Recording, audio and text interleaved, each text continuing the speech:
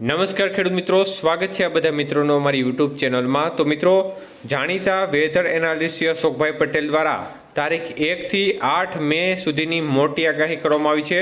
તો આ તારીખો દરમિયાન ગુજરાતનું હવામાન કેવું રહેશે, કઈ તારીખોમાં માવઠાના વરસાદની સંભાવનાઓ રહેલી છે તે વિશેની પણ માહિતી જણાવી છે। તો સંપૂર્ણ માહિતી જાણીએ તે પહેલાં ચેનલને સબસ્ક્રાઈબ કરી લેજો।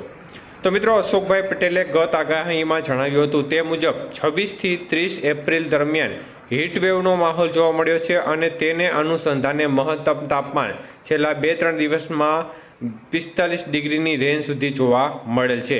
ત્યારે ગઈકાલે પણ રાજ્યના અનેક વિસ્તારમાં તાપમાન નોર્મલથી 2 ડિગ્રી જેટલું વધુ જોવા મળતું હતું, જેમાં રાજકોટમાં 44.5 ડિગ્રી, ડીસામાં 43.5 ડિગ્રી, અમરેલીમાં 43.5, અમદાવાદમાં 43.5, ગાંધીનગરમાં 43.4 ડિગ્રી સહિતના અનેક સેન્ટરોમાં 2 ડિગ્રી નોર્મલથી ઊંચા તાપમાન જોવા મળ્યા હતા।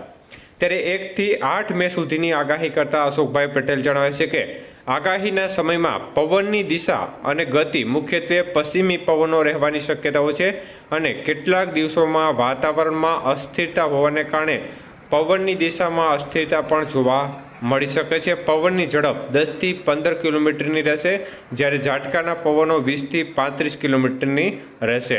અને જ્યારે વાતાવરણમાં વધુ અસ્થિરતા ધરાવતા દિવસોમાં ઝાટકાના પવનો એટલે કે જે પવનની ઝડપ છે ઝાટકાના પવનોની તે 40 થી 50 કિલોમીટર સુધીની રહેશે। ભેજની સ્થિતિ જણાવતા અશોકભાઈ પટેલ જણાવે છે કે 3 થી 8 મે દરમિયાન કચ્છ સૌરાષ્ટ્રમાં રાત્રિ અને વહેલી સવારે ઊંચો ભેજ રહેવાની સંભાવના છે। ત્યારે કમોસમી વરસાદ બાબતે અશોકભાઈ પટેલ વાત કરતા જણાવે છે કે 6 થી 8 મે દરમિયાન કમોસમી વરસાદની સંભાવના છે, જેમાં વિવિધ હવામાન સિસ્ટમોની પરસ્પર અસરને કારણે હાલ વરસાદ વિશે નોંધપાત્ર અનિશ્ચિતતા છે, પરંતુ જો સ્થિતિમાં વધુ ગંભીરતા જણાશે તો ફરી અપડેટ આગામી દિવસોમાં આપવામાં આવશે।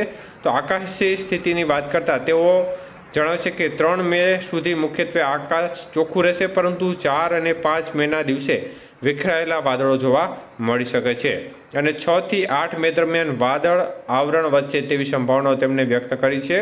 તો ખાસ કરીને મંગળથી ગુરુવાર એટલે કે 6 થી 8 તારીખ દરમિયાન તેમણે કમોસમી વરસાદ પડે તેવી સંભાવનાઓ વ્યક્ત કરી છે।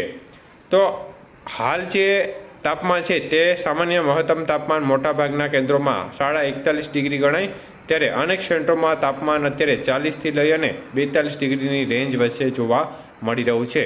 તો શનિવારથી ગરમીમાં ઘટાડો થશે, મંગળથી ગુરુ કમોસમી વરસાદની સંભાવના અશોકભાઈ પટેલ વ્યક્ત કરી રહ્યા છે અને જરૂર જણાશે તો વધુ અપડેટ પણ આપશે તેવી માહિતી પણ તેમના દ્વારા અત્યારે સામે આવી રહી છે।